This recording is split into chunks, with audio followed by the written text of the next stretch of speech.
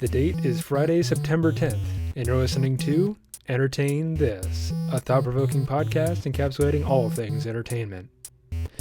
On this episode, we're examining another Disney Pixar animated movie by the name of Wall-E. It's a story about a robot with some very human emotions. Despite this coming out in 2008, it sounded the alarm for a crisis that we're still having a reckoning with today. So enjoy.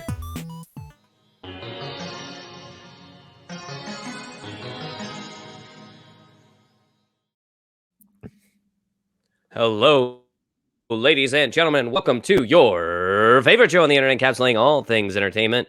It's Entertain This. Entertain This. Hello. Oh, you got the demon out of you. That's so nice. I know. It took a while. Now he's back to being a good Christian boy. Yeah. A couple of exorcisms later, here we are. I'm ready. I recently have been obsessing over AM radio, where people often get close to their mic and talk like this. So I contemplated doing a cold open. Pre-ASMR. Mm-hmm. Yes, I contemplated doing a cold open where I spoke slowly into my microphone, NPR style, but I've decided recently against it. So let's get right into the show. It doesn't seem like you did, but let's go. This wasn't premeditated, I can tell.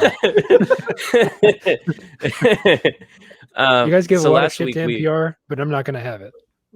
Yeah, we know, because you're an 80-year-old man in like a 25-year-old's body. 7, whatever. 27? I'm old.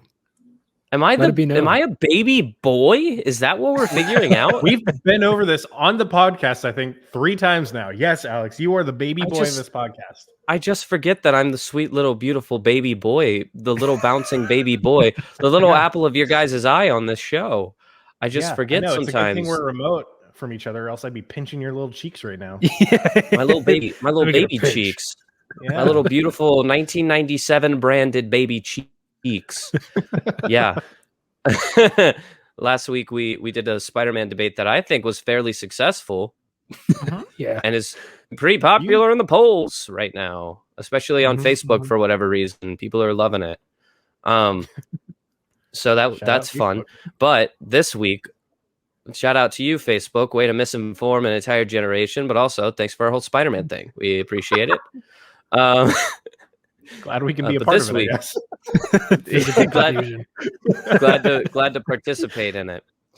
But this week we're throwing it over to Nick, who's going to take us on a joyful ride that is sure to include a train or two. Nick is so often a bit self-enclosed on his topics. We really don't know them until he starts talking. And this week's no different. So, Nick, go ahead and blindside us. What are we talking about this week? Blindside you? Well, I have to do like this preamble thing where I get all dramatic about it, but I can just come right out and tell you if you want to, Nah, we do this every time it's your week too. You're like, well, I have this whole thing to bring it in if you want me to, or I could just tell you, and then I go, no, do your whole thing. So go ahead and do your whole thing.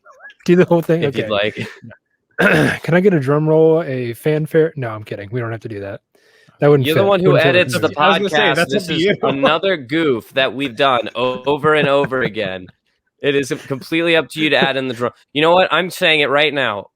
Edit in a drum roll right here. And future Nick will cut all this out. Because he's a... That's right. I'm lazy. Anyways, let's get into it. So, Pixar. So that was the drum roll. Yeah, there you go. Pixar has been known to do this thing. It's a thing that some might call a feels trip when you least expect it. Sure, on the surface, they make these colorful animated films for kids being the target audience, but hidden just beneath the pastel colors and well-written stories are some of the harder truths of life. So this movie we're talking about today is no different. Maybe it's beating a dead horse to point every film that we talk about is a piece of art, but art is one of those things that we all experience and we understand in this world of entertainment. It's something that makes you go, huh?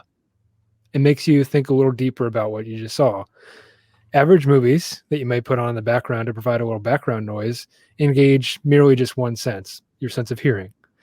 A funny film you might watch with your significant other may engage two senses, sight and sound. But the greatest movies of all times engage three senses, sight, sound, and thought.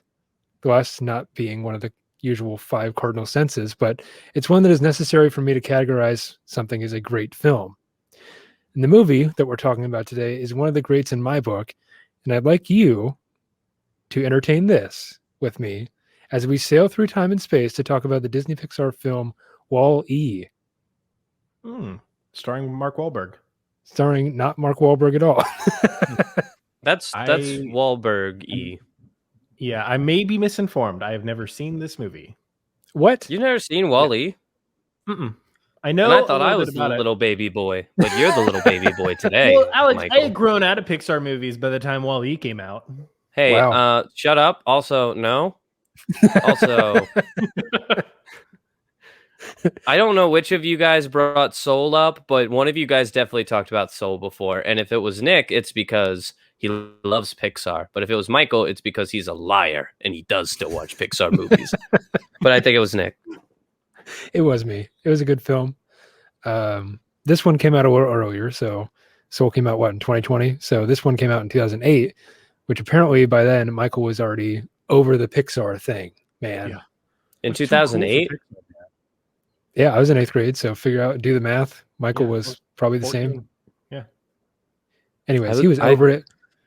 I saw Toy Story 3 in theaters with my mom at the ripe age of 16, and I cried. Yeah, no, my mom. I didn't see Toy Story 3 in theaters. I saw it while I was babysitting, and I was sitting there babysitting a tiny little baby infant, and I was sitting there holding them crying. It was very weird. It was a very weird situation. That's kind of strange. Why would you put on a movie with the Very baby? weird. It's not gonna watch the movie. No, right? it knew what was going on. Yeah, it was sitting there like, oh, yeah, very good social commentary. The baby turned its head to me, looked at me, and said, "There's a snake in my boot." So that's something I'm going to have to live with. You started out to infinity, and then it said, and beyond. Yep. Toy Story is another great Pixar film. It was one of the first CGI films that they even created back in the 90s. If you can believe that. It hasn't aged very well. I know, you watch it and you see the dog and you're immediately like, oh. This wasn't made with modern film techniques. So we fast forward a little bit beyond the late 90s with the Toy Story film starring Tim Allen as Buzz Lightyear, of all people. Honorable mention, a friend of the show, Tim Allen. But, I'm going to go out he's not the friend of the show. He's not. He is not a friend of the show. But he did Home Improvement. Remember when he did that? Yeah, he did but he also is like just a huge asshole. Yeah. And then he started to be a bad person. It's a little problematic for sure. So it's problematic.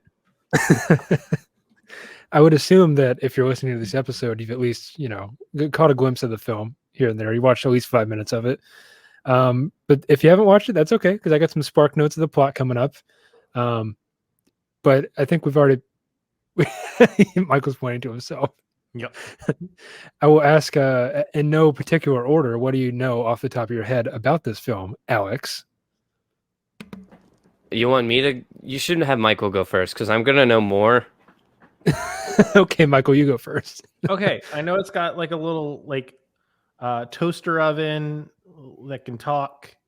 There's a blanket. Oh no, I'm thinking of the Brave Little Toaster. Very similar movies. No, it's I know Wally's like a little block robot thing, and he meets like a living Apple product. And they go to space together to go save the fat humans. That's about all I know. That's pretty much it. You nailed it. Okay, cool. Alex, you got anything? Yeah, so this... You're telling me there's more? No. We're going to do an hour episode on it. Of course there's not more. So what I know about Wall-E, this kind of came... I mean, global warming has kind of been an issue since forever. We've always kind of known about it. There are episodes from season 1 of SNL, which happened in the 70s, where they were talking about global warming and how it's a very real thing. and like making jokes about people who don't believe in it. But around the time of Wall-E, it was kind of the introduction of the potential danger of global warming and pollution and all that on our people. And Wall-E kind of stood as a lighthearted warning about what was to come if we couldn't save our planet. The general idea of the movie is that there's this company called By and Large, which is pretty famous in the Pixar universe. It can be found in almost all the movies. It's one of those Easter eggs that can just, they can just be found. Even in Cars, By and Large is a sponsor of one of the cars in Cars. That's pretty cool. I think Wall-E was actually the movie that set up the Pixar cinematic universe theory, where all the movies are connected, which would also be a great episode of the podcast. But I think that the like first hint came in Wall-E when they started talking about By and Large. But the idea is that this By and Large company had produced so much waste that we basically destroyed our planet, and our planet was no longer capable of supporting life. Yes. And at the time, they had invented all of these robots that could help with like cleanup and doing all these menial tasks. One of them including a Wall-E robot, which their only job was to create these sort of trash compacted cubes for easy disposal, but also to kind of clean up the planet. From what we understand, all of the Wall-E robots have since been either destroyed or broken and no longer exist, and we're left with only one Wall-E robot, which is, of course, Wall-E, who still continues never-ending attempts of cleaning the planet on his lonesome, the little robot that could, creating these giant mounds of these trash cubes until one day, he and his cockroach friend, because Wall-E is a Disney princess with an animal companion. Interesting theory. They happen upon a plant. And this plant, proof that there can be life on Earth. So Wall-E doesn't understand that. He's just like, oh, something cool. And Wall-E's also kind of a hoarder. So when he finds cool stuff, he keeps it. So he puts the plant into a shoe and takes it to his sort of space dump truck that he's living in. That's become Wall-E's kind of apartment. And the plot continues from there. But the basic idea is Wall-E is a movie about the harm of pollution and global warming and the effects of humans on our planet. But it's also a story about redemption and the importance of connection, because Wall-E is all alone, and that loneliness is sort of one of the driving forces of the plot. Yeah, I'd say so. Yeah. I'd say that's valid. Yeah. So it kind of concludes with a bit of a love story in the end. But to summarize what this episode will be about, I'm gonna go do a deep dive, if you know what that is, right? Do deep dive into the plot of this film. Then we're going to talk about symbolism. Down the rabbit hole. Yeah, that's how I do my research. Is like it's a rabbit hole, and then you do another rabbit hole, and eventually you crank out a script. That's how you tie your shoe. Oh, okay. The bunny ear. We call it a bunny ear. Guys, is our show good or is our show bad? This is good. So this is me previewing the episode. After the plot, we're going to talk about some symbolism. Then we're going to talk about some design features. Then we're going to go back in time to 2008. And then we're going to go forward in time with this film's setting. And we're going to wrap it all up in a nice little bow with the power of love. So you guys ready for this? That's the power of love. Nick, I've got a question. What? Why are you phrasing this episode as if it is like a business presentation? So guys, let me just leverage some words here. Can everyone see my screen real quick? Yeah, sure. Okay, great. Hi, this is Alex from the Entertain This podcast. I'm one of the hosts. I just want to tell you that I don't like the bit. We're gonna move through it. I'm not gonna stop anybody, but I just want you to know that this bit's not my favorite bit that we've done. Let's keep going. Let's keep Going going with the bit. forward, Anyway, you had a PowerPoint presentation was the bit, I think. Alex is no longer with the company. Okay, let's get to the plot. So we'll just start with the beginning of this movie. I have to set the stage a little bit before we can go into the meat and potatoes of the discussion. Right off the bat, the very first few seconds of the film, the camera pans over this picturesque scene of a river in a very dark blue kind of color palette. The camera then soars over a castle of some sort. Some fireworks go off, and the script text appears, spelling out the word Disney. A show tune then plays, "Put on your Sunday clothes" from Hello Dolly. The camera pans to a very different Earth from ours. There's mountains of garbage as tall as skyscrapers, and the music kind of fades to nothing. And then a reprise in the form of our boy, Wally, jamming out as he goes about his job, because he has like a cassette player built into his body, which is kind of strange for a futuristic robot. But anyways, He's like Star-Lord. he really kind of is when you think about it. But fun fact about the Wall-E thing, he actually has a name. He has like an acronym or a backronym, if you want to think about it like that. It's Waste Allocation Load Lifter Earth Class. So Wall-E. I don't know. I thought it was kind of cool, but it's pretty cool. It's pretty cool. It's this very bleak planet. It's very brown, very muted kind of color palette. This is the new Earth that you see. Everything seems to be like this washed out brown. It's kind of reminiscent of Fallout 3 in a strange way. Also, which came out in 2008. A little coincidence there, I guess. But above anything else, it's abundantly evident that this is our planet, and there's something wrong with it. Definitely wrong. Everything you look around is owned by this corporation, like we mentioned before, by and large, or B&L, as they've been branded. But it's really not meant to be effectively of any real world corporation or anything like that. It's just giant mega corporation. We all know the bit at this point, like they own everything, like a certain other company that does internet services.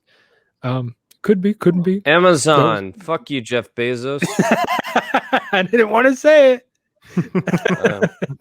It's okay. We can say it now.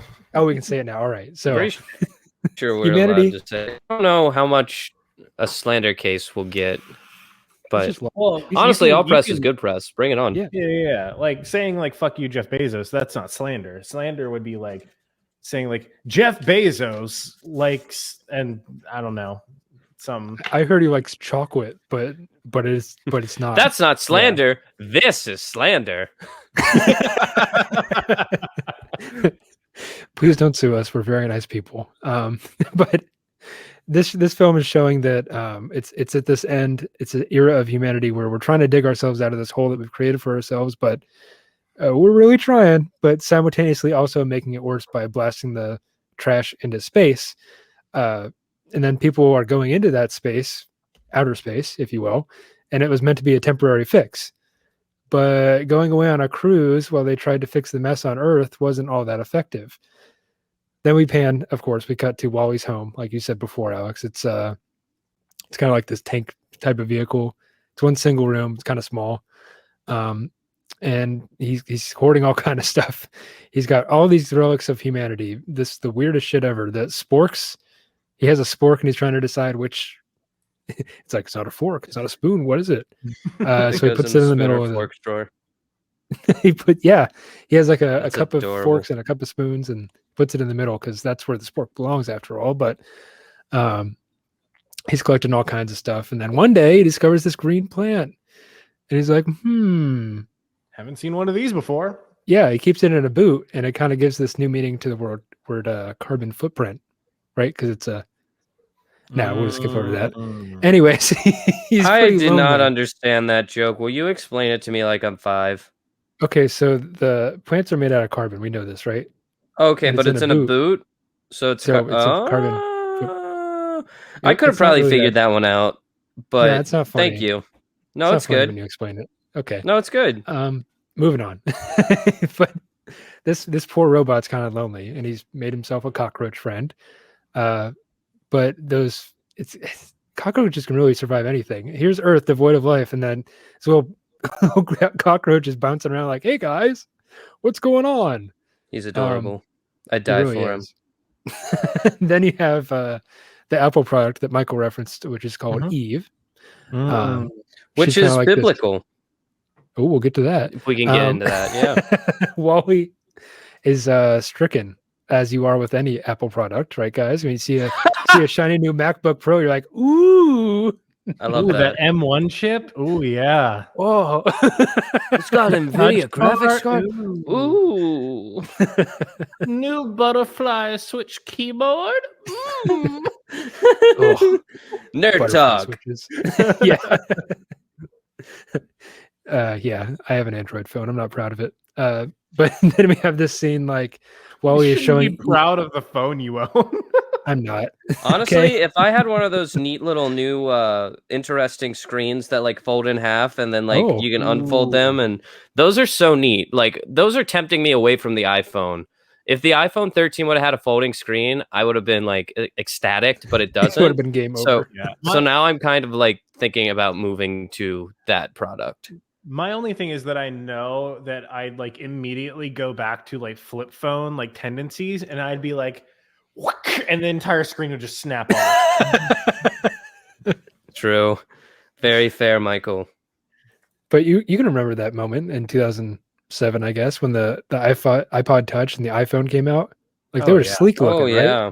You had this big blocky chunk of like Nokia or something, and then all of a sudden this aluminum encased screen comes out, and you're like, "Ooh!" So I remember was it. definitely an upgrade from my Sony Ericsson slide phone, because I wasn't allowed to have any more flip phones because I broke too many. I found the slide phones easier to break, but anyways, so Eve eventually does find the plant that Wally's been keeping, right? And she's like, "Oh shit, I gotta keep this." So takes the plant with her tractor beam, puts it inside of herself because she's she has like a fridge in there or something, and then she goes into stasis because that's what the robot is supposed to do. They find the plant, they keep the plant, and then shut down. So that kind of concludes the what I'm calling the Earth portion of this film. So now I've got some questions for you. It's evidence throughout this film that Earth is devoid of human life or any life in general, except for cockroaches and plants, apparently. But it leads to the question of what exactly happened. So I'll ask you, what do you think the circumstances are that led to our beautiful planet becoming totally and completely abandoned? From what I understood, it was that the by and large corporation had opened up like some new mega stores or something that had like increased the use of all of their products and like the sale of all of their products. And because of that, more people were consuming and more people were littering, or at least more garbage was being made, more waste. And it just kind of overtook the planet, from what I understand. Yeah. Michael, want to guess? I can't think of anything that wouldn't be like. I can't. Think of anything. Michael hasn't seen the movie. Yes, Yeah, but I gave such a great plot description that no, I'm kidding. I mean, like, I would just assume it's what Alex said. So, I mean, like, I was just gonna think like, something witty and smart, but I couldn't. That was like, yeah, I was like, not enough buffer time, and you're just exactly. Yeah. My The brain loading was wheel. like, yeah, it was just a spinning wheel from YouTube. It happens. But yeah, that basically Alex hit the nail on the head. So it's the garbage. We don't know what to do with our garbage. Landfills are getting filled up. You actually been to a landfill? It's pretty cool. That's like this giant mountain of stuff. It's not cool, actually. It's the well- least cool thing I think I've ever seen. It's not pollution because we're putting it in a place that's not our backyard. It's not pollution because we're burying it, idiot. What if we take all of our trash and we put it somewhere there? out of sight, out of mind. It's not like fucking. It's not like these giant trash places just keep catching on fire.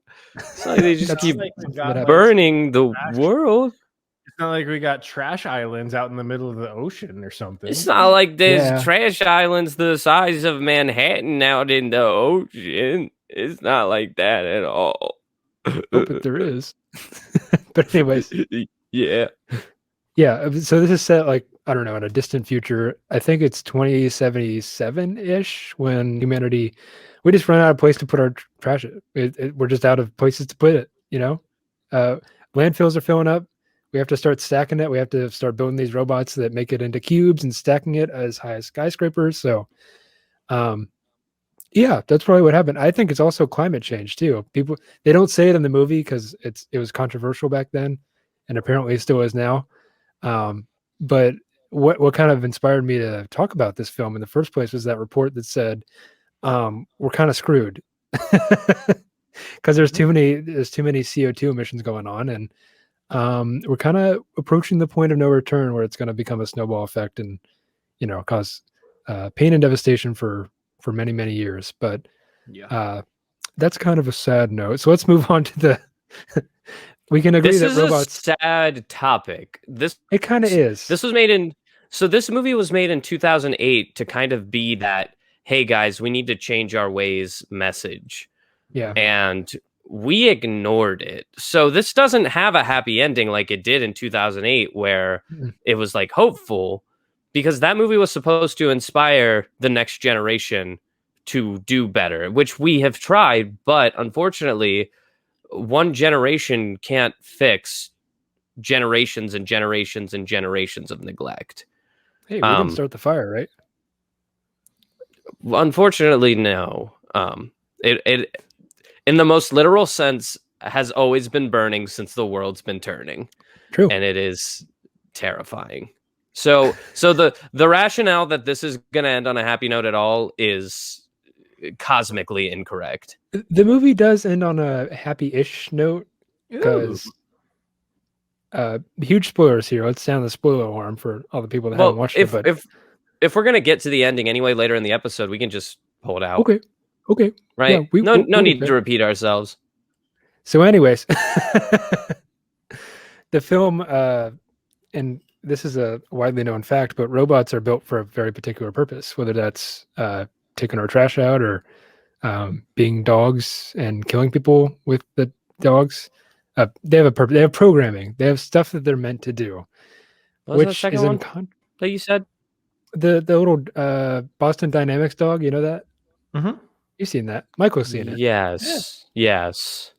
Okay. Just I didn't realize that that's what you were referencing, I guess. Yeah, they've got a little like bit of the dancing robots and yeah. Except now they're using them as canine units.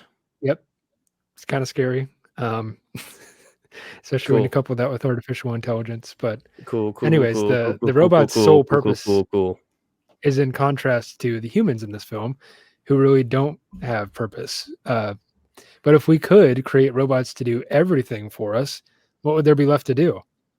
Just imagine that you're on a cruise ship and there's no dry land around. Like what's there left to do if the robots are taking care of everything else? Exercise and eat right? No. Oh. This is a corporation that owns everything on a cruise ship. You think they're going to exercise you and feed you well? Yes. That's not profitable at all. They're going to feed you cupcakes in a cup, liquefied, I assume. And they're going to give you these chairs that hover around. So you don't have to move a muscle from the time you wake up in the morning to the time you go to bed. You just sit in the chair. So that's not profitable either, because if nobody's working, then there's no economic flow. But they're consuming. Yeah, but consumption is just consumption if there's no profit to it, which isn't like me defending capitalism, but like at least like if somebody's trying to sell a product, it's because they're trying to move the flow of currency. If there's no flow of currency, then what's the point of forcing consumption? Does that make sense? No, there still would be a flow of currency because there's still one person at the top who owns all the robots. There's one CEO at the top. I guess I'm just asking because I've never actually considered, I never questioned Wall-E, but if they've all been on this cruise ship and the robots are doing all of the jobs, then nobody on the cruise ship has a job. So nobody's working, so nobody's earning a wage, but they're still all consuming. So you'd reckon they're still all buying, but they're not buying because no one has money. You don't have to spend money to consume something if everyone's working equally or not or not working at all. You don't have to pay anyone. Okay, you're so right. That's what I'm getting at. So there isn't assume that there is assume they paid for a ticket on board the ship and it's all inclusive. Ooh, all inclusive. Yeah. That's probably all how they did it. inclusive for the next 800 years, because they're off this in Wall-E. They're off Earth for like 200 300 700 years. So that's one hell of a ticket, because it's like you and anything that comes out of you will have unlimited food for as long as we're in space. So here's the thing. It was only supposed to be 5 years. It was only supposed to be 5 years. The captain gets on the radio at one point and says, "This is our 700th anniversary of our 5-year cruise." Oh my God. They wanted to clean up Earth within 5 years, but they didn't get to it because apparently they didn't build enough robots or something like that. But that's all revealed in the film, because the CEO is like, "Hey guys, you remember that part about how we're going to come back? We can't. So forget about it." That's what the CEO of By and Large says, right? Yeah. He's like, "We're not coming back to Earth." Nope. Not coming back. So was the plan to clean up Earth? It's been so long since I've watched Wall-E, and from what I remember, the only person, like the only thing on Earth is Wall-E. Yep. Like there isn't multiple Wall-Es. There's just one Wall-E. Yes. And that's it. I don't remember if it like shows the other Wall-Es helping Wall-E at whatever point and then just like breaking or anything. But has it only ever been Wall-E on the Earth? Mm-hmm. That was actually like one of the premises of the film, is that what if it started off all back in like 1994 when the creators of Pixar, I guess, had a lunch meeting. Mm-hmm. And one of them asked, what if humanity left Earth but forgot to turn off the last robot? That's like the question that made this film in the first place. It's just this one lonesome little robot on Earth, and he's like, "Where is everyone?" So he was like the trash robot. Yeah. And then they forgot to turn him off. So he's just been for the last 700 years cleaning up trash. Yep. That's crazy. He's doing his job. Mm-hmm. I think that's admirable. Yeah, you're right. Anyways, that was just a little robot guy, I guess. I like the origin story. That's an interesting tidbit. Yeah. So, let me ask the 1,000-pound gorilla question in the room too. Do we think that the name Eve has any sort of significance? I mean, when we meet Eve, it's at a point in the story where we don't know there are humans. Right. So it is sort of an Adam and Eve comparison, especially at first, because like you could argue that this decrepit Earth with no humans is a Garden of Eden for Wall-E. He is free to explore. He's free to do his job that he likes. He's by himself. But just as Adam in the garden was by himself and became lonely, so did Wall-E. And then we see Eve sort of almost biblically brought down from heaven to accompany him. Literally. And they have a sort of romance that happens on the planet as Wall-E's showing her all of this stuff. And she's like, her job is to scan for life. That's what Eve does. She's supposed to go to Earth and see if there's any form of life being supported on Earth, kind of like how we're doing with Mars right now. And if there is, she's supposed to report back so that the humans know, hey, Earth can sustain life again. We should go back. Yes. However, she doesn't find any. So she ends up just hanging out with Wall-E because there's nothing else for her to do until she's eventually called back to the ship. And Wall-E's showing her all of this stuff, and it's kind of like them playing in the Garden of Eden, Adam and Eve. And he's like, look at this, look at that, look at this. And then I guess if there's really a biblical comparison to it, the plant would be the apple, where it's like he shows her the plant and she takes the plant. And then from that point on, Wall-E is forced out of this safety that he's found and thrusted into this new adventure of like going to places he doesn't know about and getting out of his comfort zone and put into a lot of danger, actually. throughout the rest of the movie. So yeah, I would say that Eve is a pretty symbolic name just of the story up until this point. Yeah, and there's a backronym, of course, for Eve. I didn't write it down and I forgot it, so it's lost to history. But yeah, that's pretty much, you hit the nail Earth on the head with Eve. Vegetation Examiner. Sure, they made it up, so can we. But yeah, it's Eve, Adam and Eve on the Bible. The story in Genesis is that God looks down at Earth and he sees Adam's kind of lonely. He just created this human, and so he's like, well, I'll give him a companion. And of course, it's Eve. But whether or not that's true, I don't know. There's also the connection to Noah's Ark, believe it or not. We were just discussing that off the air before we went live, but think about the entire planet experiencing a flood, but not of water this time, of garbage. And the people have fled in these massive sailing ships across the stars to preserve what's left of themselves. That's minus the animals part, because it's assumed that they're all dead at this point and there's only humans out there in the stars. So yeah, kind of a biblical film if you want to think about it like that. But so let's go into space now. We're going to discuss the space portion of the film, of the movie. And it's right after Eve has discovered the plant, and then she signals for a return ship of some sort. The rocket comes back down from the clouds, and there's this incredibly mechanically complex thing that comes out of it and picks her up, puts her in the rocket. I don't think they needed that. They probably just could have hovered in there, but that's beside the point. Wally hitches a ride on the ship, and he goes back to this thing called the Axiom, which, ding, ding, ding, is yet another word of symbolism.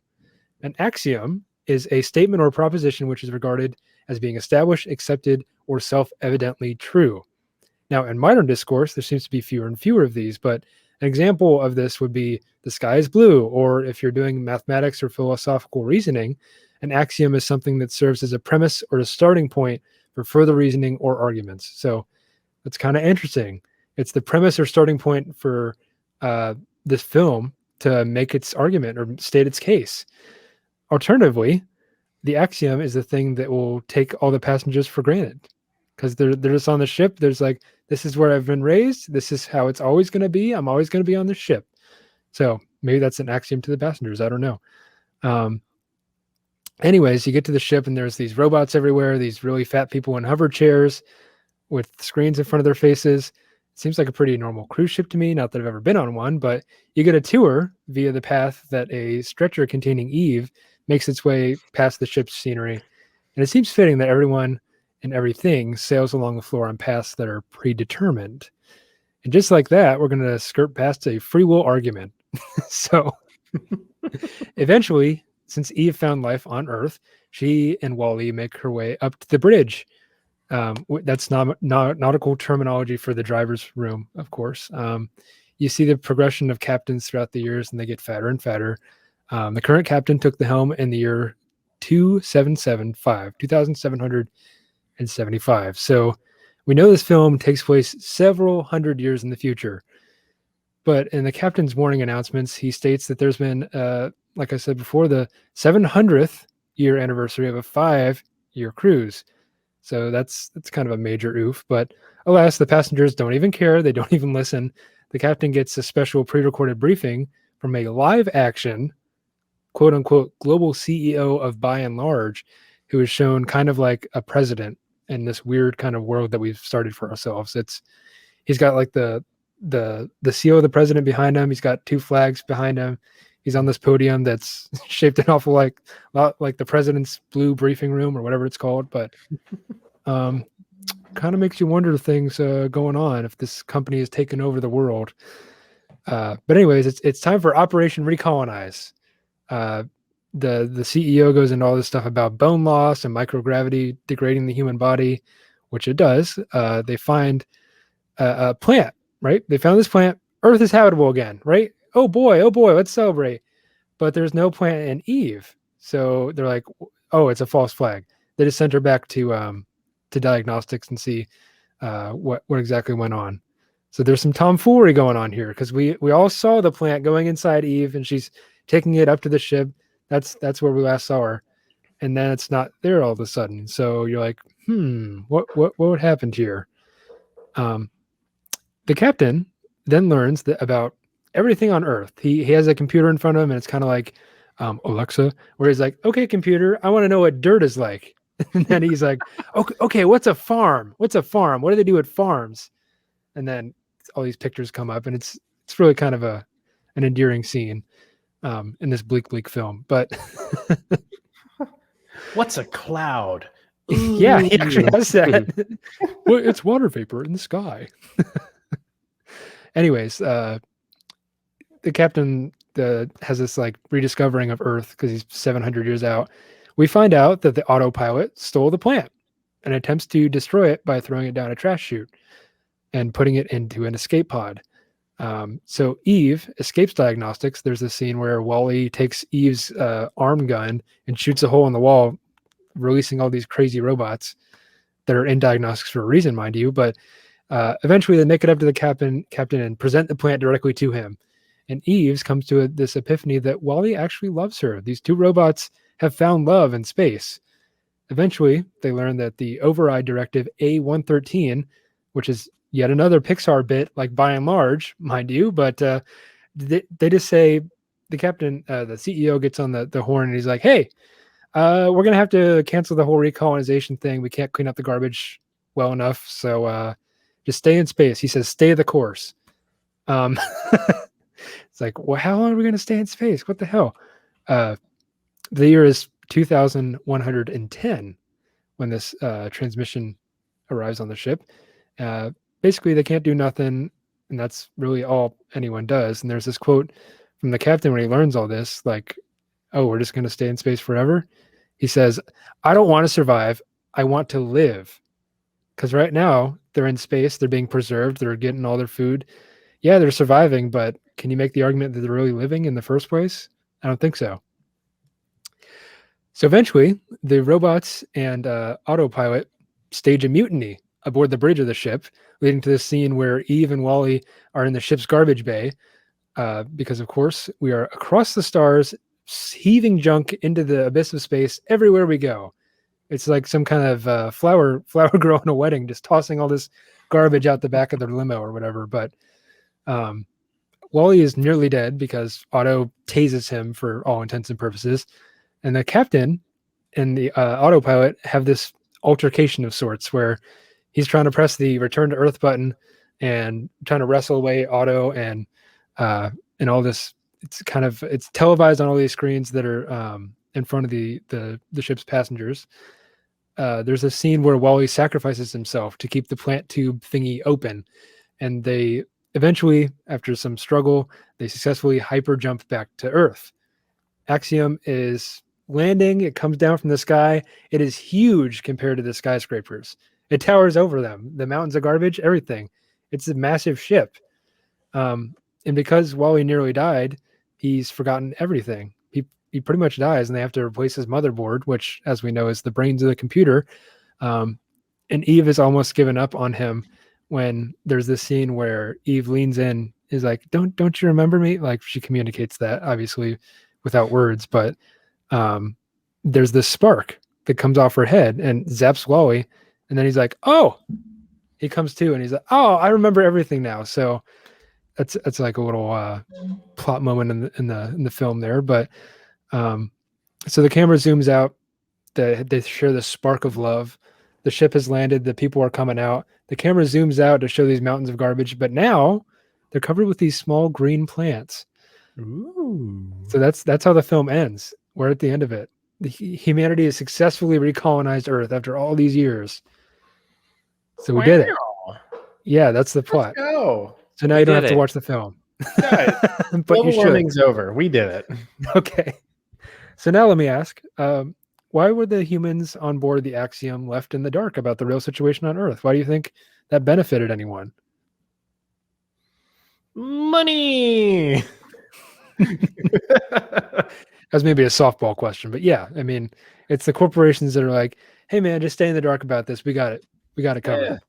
It's not even that. It's We don't see this wanna a know. lot. This is a hot take. This is a hot take. Uh-oh. But corporations, especially when it comes to like, let's just say big oil and not point any actual fingers. When we bring up problems like global warming and emissions and all of that, it's bad for business, is what it is. It's bad for business. We want to stop buying the stuff that's hurting our planet because it's the easiest way to fix it. So there have been billions and billions of dollars that have been dumped into smear campaigns and different media outlets to basically be like, global warming's not real. You shouldn't believe in it. Global warming's a hoax. Global warming doesn't actually exist. Global warming isn't real. Don't worry about it. It's not actually happening. There's no proof to it.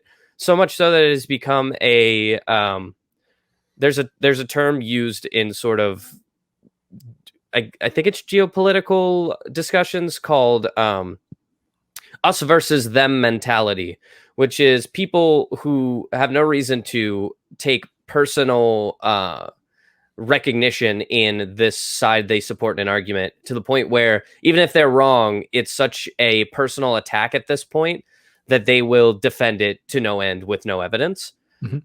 And global warming has become one of those things where it's like, well, I don't believe in global warming because this, that, the other. And it's, I buy into the super overlords trying to sell me oil so much so that I don't care if it's actually happening. I'm just going to tell you that it's not. I'm not going to stop. Yeah. And that's like the number one contributor to why we can't stop this, is because we can't get everybody on board. But that's what, by and large, is basically doing to its people. And Wall-E is making this sort of pick a side, pick me. Like, no, this isn't as big of a deal as you think it is. It, like, we're taking care of it. Don't you worry about it. Keep buying big and large. Like, you want it, come get it. It's not our fault. But like, at the end of the day, it's like, this was our faults, and we need to hide that from 100% your people. fault. I mean, not to bring in an actual company here, but there's a particular petroleum company that says, "Hey, you should be greener." Like they advertise this stuff, like, Hey, "Hey, save our maybe, oceans or whatever," right? maybe instead of driving places, you should take the bus or ride your bike." Oh yeah, that'll make a dent. What are you guys doing again?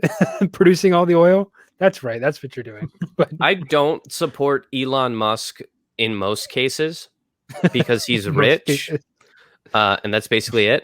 He's a Bond villain. That's all it is. He's a Bond villain, and that's it. But he is leading the way in like electric cars, which is a huge step in the right direction. Even though the batteries are still like technically not great for the environment, the impact that it has against the carbon footprint that we have is almost worth the sort of shit that is caused by these batteries production. Like, there's still pollution for sure, but it's not as much. And you have to give the man credit there. Yeah, if there's one thing that Elon Musk is very good at, it's marketing. Like, he turned electric cars from a like soft boy gimmick to a like luxury item, a status. He turned it in. It's the future. He is leading the way into technology of the future. He is leading the way into colonizing Mars. He's leading the way into a bunch of different stuff. He created the Boring Company that literally was leading the way into the future of teleportation, or like not teleportation, but transportation through use of like high speed tubes and stuff. And through that, he's marketed his car as the car of the future. I mean, it looks like the car of the future. Yeah, no. And I mean, like the biggest thing about it though is like, people wouldn't buy a Tesla if it looked like a smart car.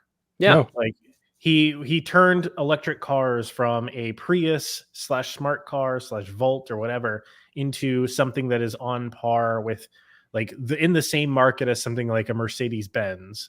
Like, he made it sexy. Look at look at the initials of like that's the thing. Yeah. If you want people to buy in, make it sexy. Yeah, literally like the initials of, what do you have? Model S, Model 3, which could be perceived as an E, the Model X, and the Model Y. Sexy. Yep. The Elon code. I just solved it, you guys. You're welcome. That's next level. Put on your tinfoil hats, folks. Elon Musk is trying to sell sex. Hey, what's that red dot on your head, Nick? That's the sniper across the way, you know. Okay. The usual. So let's kind of dissect this film a little more, if that's even possible at this point. But there's a theme that's kind of woven throughout this movie, and it's the theme of nostalgia. It's kind of a central theme. Oh yeah. It's not one that comes up often enough, but it can be noted. It's kind of evidenced by Wally constantly watching the screen of the play Hello Dolly. He kind of longs for this past that he never experienced, which he kind of remembers. Maybe he remembers a time when humans were roaming the earth. Really, it's kind of a logical leap to assume that a robot even has human emotions, but it's shown that he's kind of using this as a coping mechanism for the forlorn landscape that's around him. It's kind of escapism in a way, but if you were in that situation, I bet you would be nostalgic too after 700 years of being alone. And even myself personally, I mean, I'm a pretty nostalgic person. I like to imagine myself like in the early 1900s when Hello Dolly the play was set, riding on a train. But I mean, the antidote to all this is like we have to be pragmatic about our surroundings and what we got around us. Like we can't go back in the past as much as I'm sure that I'd like to, but we got to work with what we got. Yeah, there's CO2 in the atmosphere, but we got to start taking steps to cut back and ride our bike instead of taking the car and all that other stuff. Really, what I think should happen is we should be protesting big oil, taking up our no, I'm just kidding. So let's go back in time. Speaking of nostalgia, to the world in 2008. It was a late 90s idea that was developed. It was in development hell after Toy Story. Mm-hmm. I don't know if I should call it development hell, but basically they were trying to get CGI to a point where they could make a believable character out of a robot. Like, just think about that right off the bat. Because it's coming out of this era where robots are these clunky things. The robot dance, for instance, where you're like, very stiff, very rigid. And that was kind of where CGI was at the late 90s. So there's the titular question of what if mankind had left Earth and somebody forgot to turn off the last robot. So there you go. There's the premise of the film. And really, 2008 was the soonest they could release it. I mean, that's the soonest you can release anything, that's when you're going to make it, right? But like always, it's this era in film that kind of contributes a certain air about the piece you're observing. So you have to look at the painting of Vermeer, and you have to understand the climate in which it was made. Of course, there is the Dutch realism, I think it was called, in the late 1600s, when Vermeer was out there painting pictures and all that. But what I'm trying to say is that any art that comes out of a particular time is influenced by the time in which it was created. I mean, we can all agree on that. So there was in 2008, there was a subprime mortgage crisis. There was little Nick graduating from junior high school, but I don't think there was really anything significant from 2008 that could have made this film come to fruition. And I'm really grasping at straws here. What do you guys think? That was there something that was big that was happening back then that said, all right, we need to make Wall-E? Or was it just like, oh, we just pushed it out? Like, I don't really know. 2008 is sort of a weird place to look for inspiration for a movie that came out in 2008, because that movie probably took like 2 or 3 years to make. Oh, yeah. I would say look back to 2006 or maybe even 2005 to kind of explore what was going on. The top 10 news stories of 2006 were there was a train bombing. Oh, no. There was a beached whale that kind of washed up in London. Pluto was degraded from a planet. Oh, I remember that. Whew. Borat film came out. Very nice. Yeah. Nothing really to inspire. The bird flu was going on. Probably just like a combination of like the world as a whole for like the 10 years before that. But like I said, global warming's been like we've been new. Yeah. We've been new the global warming. Yeah, we've been new it. When did Al Gore's The Inconvenient Truth came out? Because that's like the film that. Yeah, that might have been around 2006.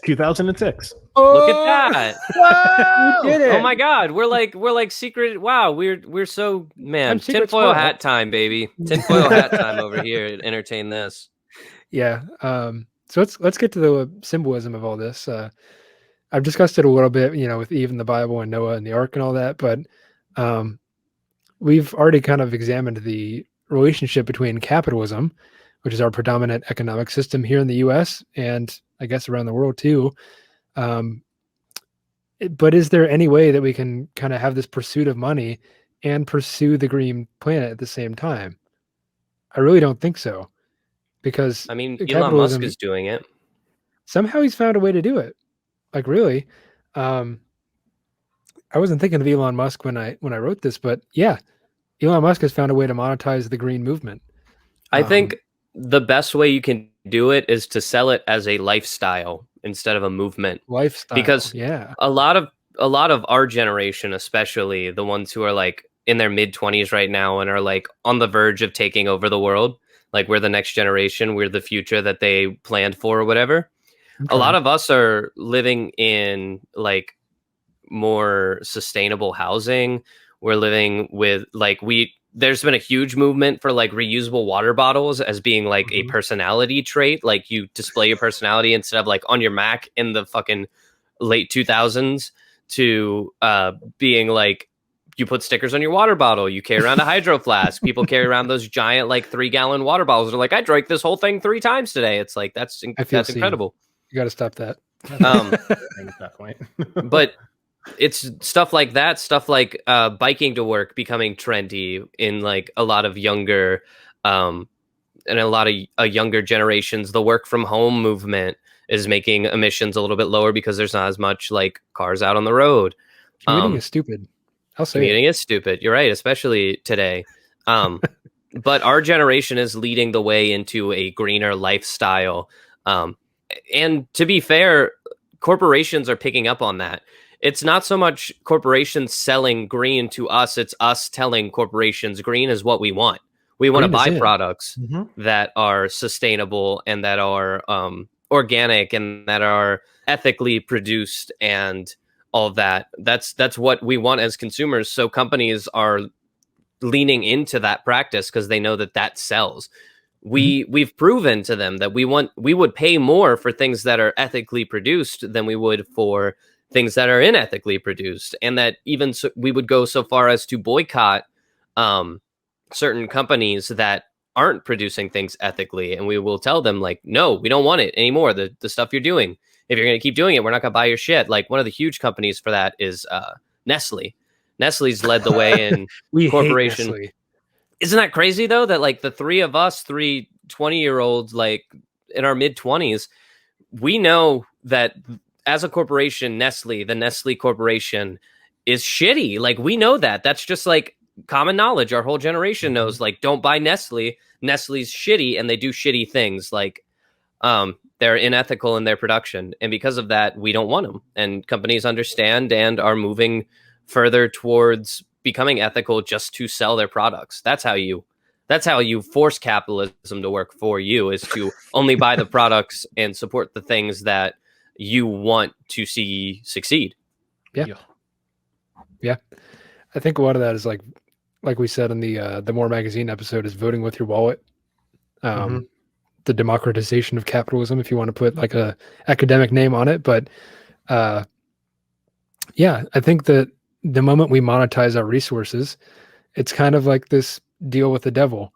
And I think now we're kind of realizing that like, hey, we can kind of monetize being green. So I think that maybe we're like by and large towards the end of the 21st century, where we're trying to clean things up real quick, but maybe it's a little too late. I don't know.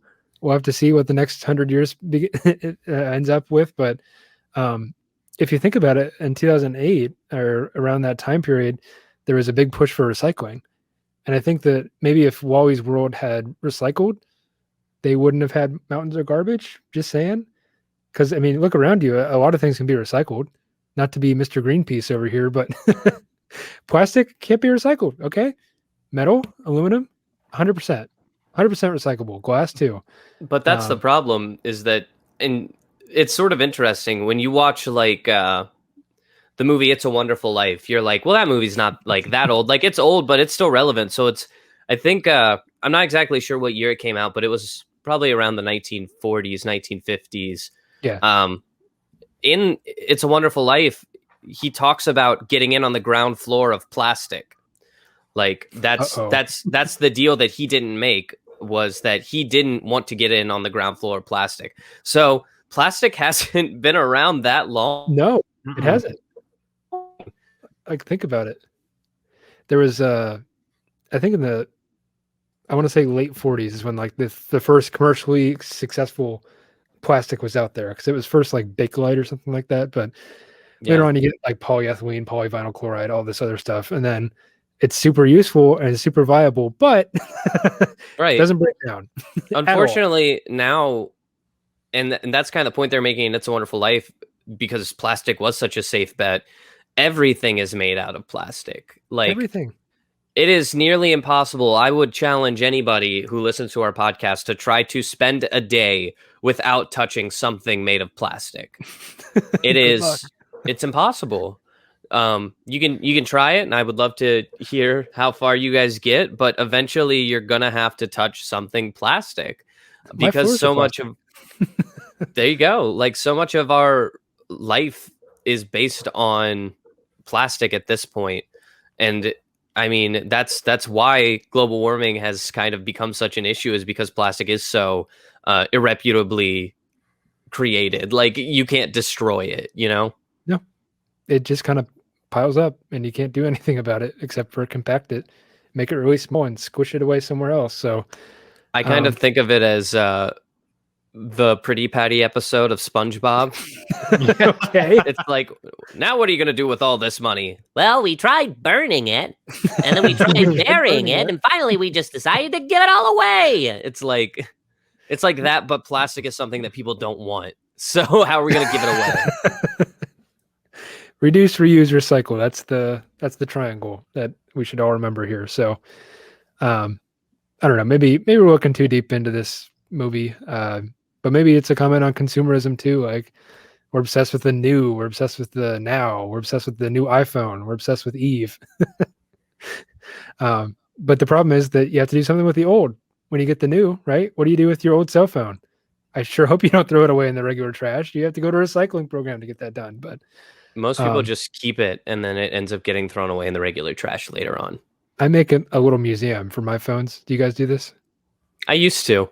Yeah. I know exactly what you mean. Like, I have my phones like all set up. Like, here's the evolution of the phones I've had. Yeah, I've Someday got when you have children. Yeah, got a drawer that I put them in that eventually they make their way into a closet that I forget about at my parents' house. I love that. You should get a little shadow box and do like an evolution of Michael's phones. Yeah, I think I still have at my parents' house my original iPhone. Wow. Oh, I for sure have mine. I know that. Still I have turns my on very everything, probably. my very first iPhone. Mine does not. No. Oof. Oh, Yeah. you know what? No, I definitely have my first ever jailbroken iPod Touch. Ooh, Incredible. jailbreaking, Michael. Ooh. I wish I could find mine, because I used to have mine somewhere. I jailbroke it because I wanted to play Doodle Jump, but my parents wouldn't let me buy anything with their credit card. That's incredible. Oh my God. Moments of levity. We all thought we were hackers back then when we jailbroke an iPod. Remember that?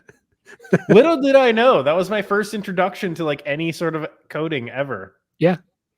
I never had it. Well, That was- yeah, I did. Yeah, I did. That was my first introduction into bricking a laptop. Hey, mine was LimeWire. LimeWire puts so much shit on your computer. Oh my goodness. But Dude. anyways, it's interesting that this is the opening shot of the movie opens with like North America, and because it's a globe, it's Earth floating in space, and then you have the sun shining on only North America, because that's, you know, realistic. And it's really about, this film is about the United States, if anything else, really. But it's kind of a wake-up call directed towards us, and there's a cynical side of me that thinking that, yeah, the US is going to be fine after climate change has taken its effects, but it's not going to be fun for us, but we will survive. The rest of the world, underdeveloped countries, maybe not so much, just being honest there. But hell, even if we examine like the corporate colors of By and Large in the first place, further referencing the Americanness of this film, it's red, white, and blue, right? By and large.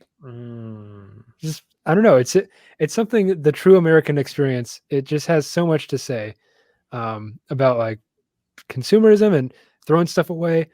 and that's just half the battle. To make room for the new and shiny, of course. But I don't know. Perhaps by and large is a reference to Costco and Sam's Club, and bulk stores like that where you can buy in large quantities. But I don't know. Maybe it's just part of the Michael's flexing his Nike stuff, and I don't appreciate it. I don't know what you're talking about. I don't buy into any large companies and Homer for them. No, I don't know what you're talking about. Pull up my here. Entertain this. Okay. One more reference, one more symbolism here of standing up. Think about it. All these people are in chairs. They're rather large at this point because they've been sitting in them for extended hours. But one of the first challenges you have as a small human being is using those two appendages below your waist to stand up. And when all the passengers on the ship are knocked out of their hover chairs, when they don't have the screens in front of their faces, they learn how to stand again. They learn how to walk, take action.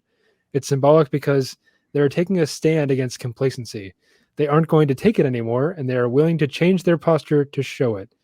And they actually take some sort of action by hoisting the plant, doing a Hail Mary pass into the tube that holds the plant and makes the autopilot do its thing. But there's something to be said about nonverbal communication throughout the film, I'd say, because yeah, the people are acting as humans would, but you also have the robots that are acting a lot like humans. And that's really a pat on the back to the animators at the time, who have rumored to have been watching Buster Keaton, Charlie Chaplin, like the early silent films where they used a lot of slapstick style of comedy and they moved around really animated and stuff.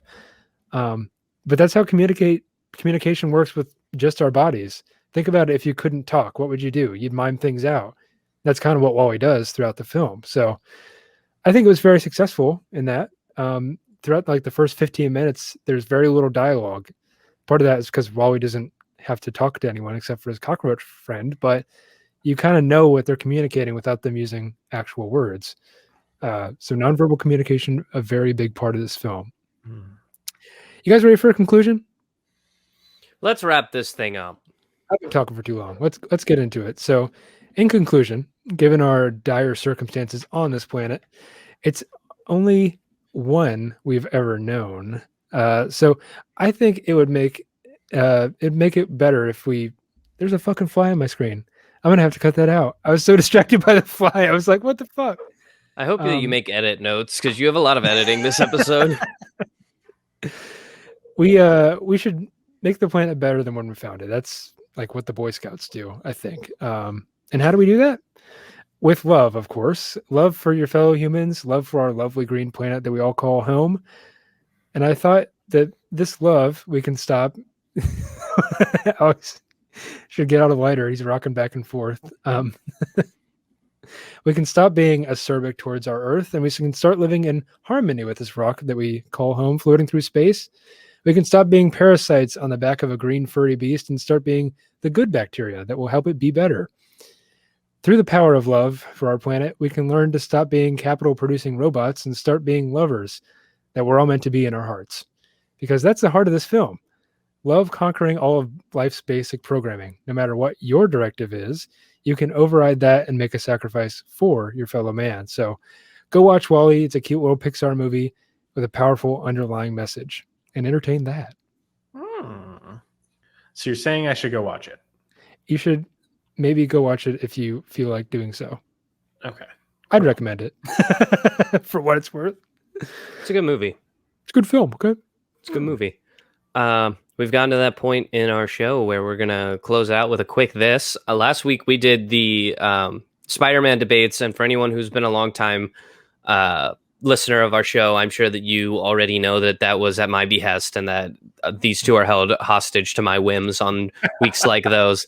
So I will be taking the stance on our quick this week. And boy, howdy, do I have a doozy. As soon as we have our timer up, I will begin. A quick reminder to any new listeners out there. The Quick This segment is a segment of our show where we talk about something for 5 minutes. We have 5 minutes to discuss a topic that we don't think we can make a full episode out of. So instead, we force a speed run of the topic. Both my boys here have timers up. So whoever wants to start, we will begin. 3, 2, 1, go. Hey guys, what's up? So I want to talk today about a sort of a conspiracy. So put your tinfoil hats on. We're talking about, this is Alex's conspiracy corner. Place them on your head and get ready. So a while ago, well, first let's get into some context. Do you guys know who Mr. Beast is? Yeah, he's a hype man. Yeah. Yeah, so Mr. Beast is kind of a hype man. He's most famous for giving away a shit ton of money. I don't know what he did to earn all that money. I'm sure that he did something, but it's not something that like I know. What I do know is that he had like the app where you had to keep your finger on it, and then whoever like kept their finger on it the longest got like a lot of money. And he also does this like with his friends and stuff. Anyway, he's a hype man. You're completely right. So one thing that he did to try and raise hype was he opened a restaurant called Mr. Beast Burger. Mr. Beast Burger it started out as a restaurant in Wilson, North Carolina. And basically it was completely free. You walked in and you just got food. It was the very first ever free restaurant. And it was a huge hit. That's the entertainment portion of this. Entertainment sort of plays into these trends where people want to experience things live.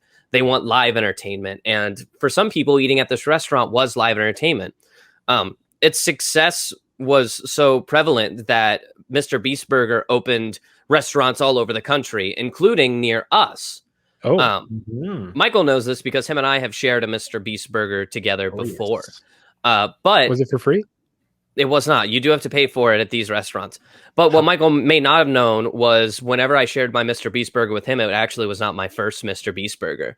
My first Mr. Beast Burger was about a month prior to that when another friend of the show, Nick Wolf, and I decided that we were going to go and experience Mr. Beast Burger for the first time. Now, we all saw the videos of what the restaurant looked like in Wilson. So it was sort of a McDonald's parody, but painted in the Mr. Beast fashion of like neons and purples and yellows and all that. You can watch the video. I'm sure it's on his YouTube. So we're expecting that. So the restaurant had locations and we drove to 2 of them. And I'm not trying to dox us, so I'm not going to say which 2. But basically, once we got there, the restaurant was nowhere to be found. We're like, what the hell? Like, where's this restaurant at? It says it's supposed to be here. It says it's supposed to be there. It wasn't either location. What was at both locations, though, were Five Guys Burgers and Fries. We were like, what the hell? So finally, we figure out that it's delivery only for places around here. You have to order it. It has to be delivered to you. But once we delivered it, our Uber driver would pick it up from what looked to be a Five Guys Burgers and Fries. And we're like, so is it just Five Guys? Like, is Mr. Beast Burger just Five Guys? But if you go into a Five Guys and you ask them, like, hey, can I get the Mr. Beast Burger? They're like, sorry, we don't serve that. Even though it seems like those are the places that are making them. So it's one of 2 things. Either Mr. Beast Burger doesn't exist and it just appears out of nowhere, but happens to appear at a portal that only appears at Five Guys Burgers and Fries. Or Five Guys Burgers and Fries houses the Mr. Beast Burgers. And that was kind of the end of that conspiracy until I heard about Guy Fieri's Flavortown Kitchen. Yeah. Which is another delivery-only restaurant. And we all love Flavortown, and Guy Fieri is a staple in the food entertainment industry with his diners, dive-ins, and drives. Cool guy, too. He's also just a cool guy, and apparently his cooking's really great, so I wanted to try it. When you order from him, I noticed, after ordering on Uber from Flavortown Kitchen, it was coming from... I'll just say the levee because you guys will know what that means. Yep. Which was the same place that the Mr. Beast Burger was delivered from. And I was like, wait a minute. Hold on. So I go on the Flavortown website and I look at the locations and they're all lining up with locations from Five Guys Burgers and Fries. And I'm like, what the hell is going on? Do any of these places have real kitchens? I can't tell. After a little bit of research, I happened upon a term called a ghost kitchen, and I want to talk to you guys about it. It sounds spooky, but it's not. It's also known as a delivery-only restaurant, a virtual kitchen, a shadow kitchen, a commissionary kitchen, a cloud kitchen, or a dark kitchen.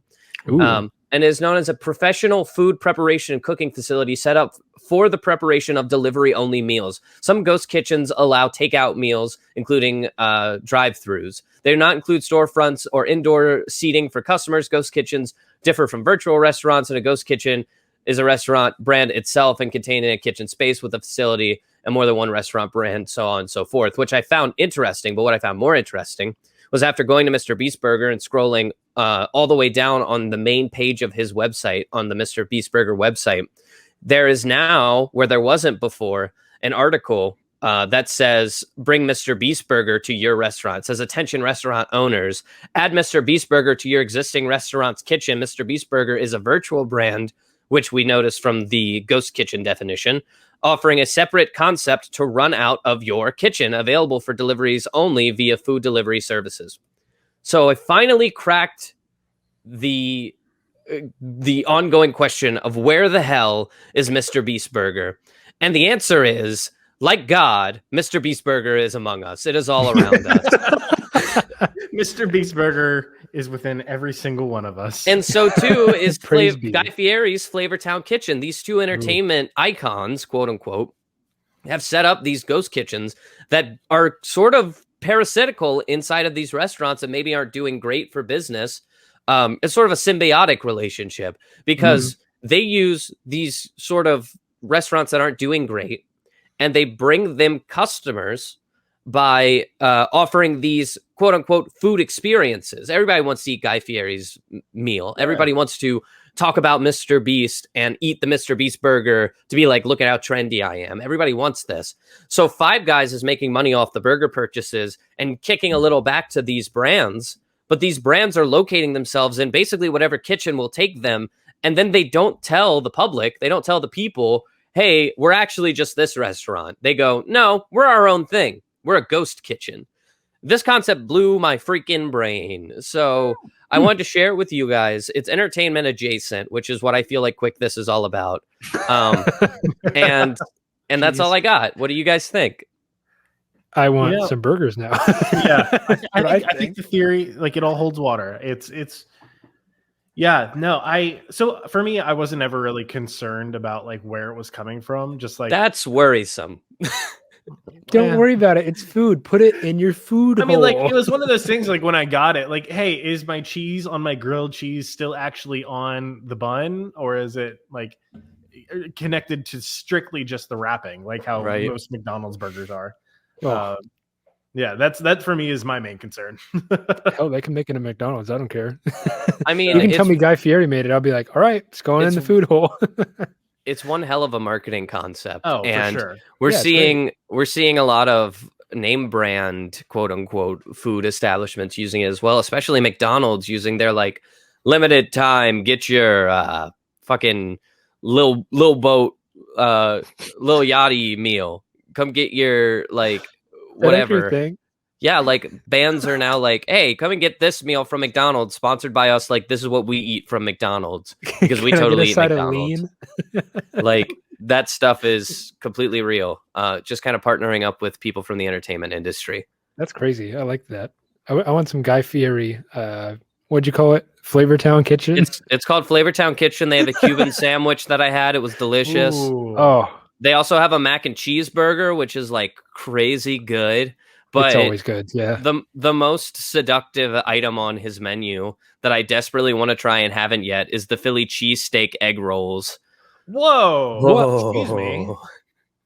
Guy Fieri. I haven't tried them yet, but they sound so good. Yeah. So, get yourself some Flavortown. Help support these ghost kitchens, I guess, if you want. I don't know if they count as small businesses. Probably not. It's whatever. Anyway, that's another week. That's another episode down, boys. We're quickly approaching our 100th episode. If you haven't noticed. Oh snap! We are currently on episode 79 of the podcast, which is yes, crazy. Sir. Because I mean, let's all be completely transparent here. The first week we did this, we almost didn't do a second episode. Nope. But we pushed through, and we're quickly approaching our 100th episode. It's been an absolute pleasure to do this show with you guys, and I hope to continue doing it for a long time.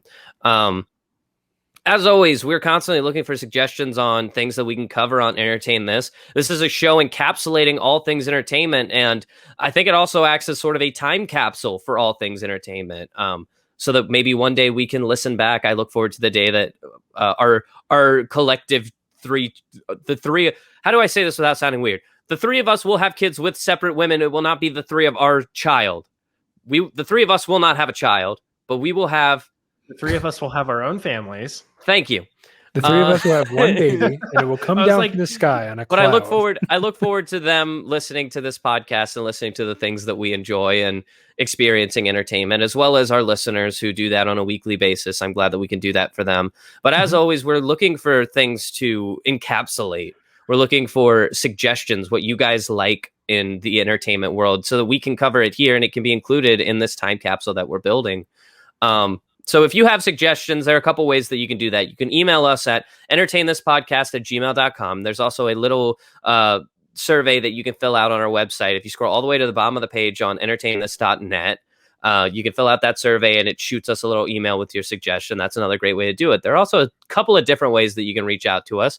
You can reach out to us on our Instagram, we are Entertain This Podcast, or on Twitter, we are Entertain_this. We also have a Facebook page where I think we are Podcast Entertain This. You can join that for weekly discussions on the episodes that we cover. A little added bonus that I haven't said, but I always think to say later on in the week, so I'm finally going to say it on the podcast. If you guys want to, you can go on to Apple Podcasts and leave a review for our podcast. We always appreciate your guys' feedback. Give us a review. Tell us what you like. Tell us what you didn't like. Tell us what we can change, what we can do better, what you like, what we do already that you really enjoy. Those ratings are so important, and they will help us gather more listeners and build this community that we're trying to build. So please feel free to do that. And we also have a YouTube that you can subscribe to. It's Entertain This on YouTube with an ellipses, the 3 dots. You'll find us there, and we post all of our video episodes there. That's it for me. And our sign off, it was a little bit longer this week, but there's a lot of information to get out there that I figure we should be spreading. So as always, entertain us so we can entertain you, and you can entertain this. We'll see you all next Friday. See ya. Bye. Bye.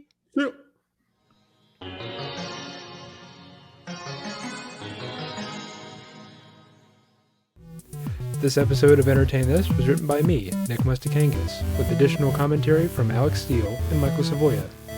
Our showrunner and resident fact-checker is Chloe Price. Our theme music is Rushable by Aaron Spencer, with interstitial music by DJW. Tune in every Friday for new episodes, and thanks for listening.